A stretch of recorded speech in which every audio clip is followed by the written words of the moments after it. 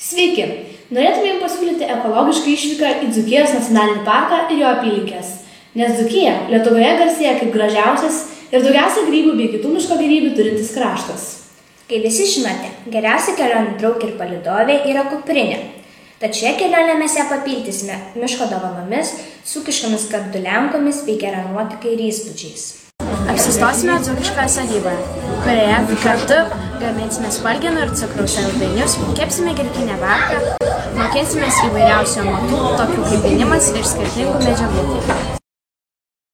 Kaip ir minėjome, šioje kelionėje mes jūs išmokysime gaminti saldainius iš spanguolių, dzūkiškai dar vadinamų spalgenomis. Taigi, kavamalę sumalame cukrų, pasigaminame cukraus pudrą bei kruopščiai nuplauname spanguolės.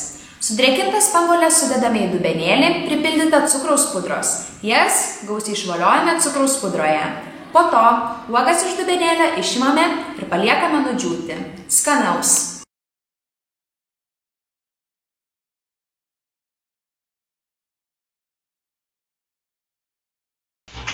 Įmušau 2 kiaušinių, įdėjau druskos, 4 šaukštelius cukraus, trupučiuką sodos in grietinę. Ir išmaišau grietinę, kada jau jį pakyla, tada supyliau viską, išplakiau kiaušinius, viską suplakiau ir dabar dedu miltus. Grikinius miltus. Po to įdėsiu biskį kvietinių miltų, kadangi būna jį netokia, jau netaip gūra. Sviestą iškepinus, tą masę išmaišysiu ir pilsiu į keptuvę ir dėsiu į orkaitę kepti.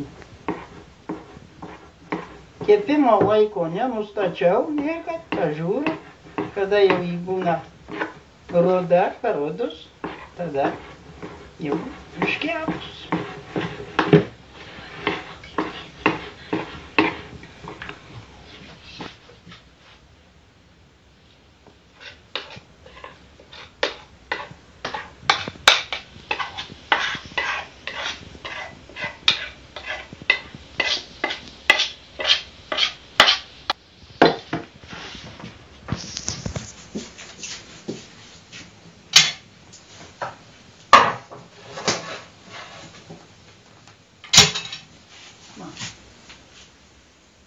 Marka, babka kepa.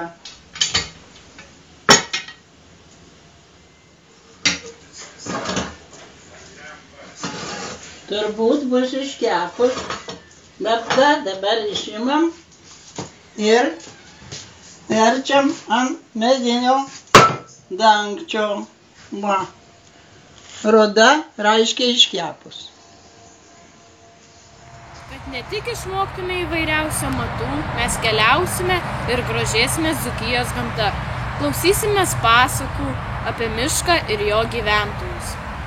Vėliau sėsime ant dviračių ir miško takų trauksime pasiklausyti, kaip čiulba paukščiai, o gal net pamatysim kokią atklydusį žvėrelį.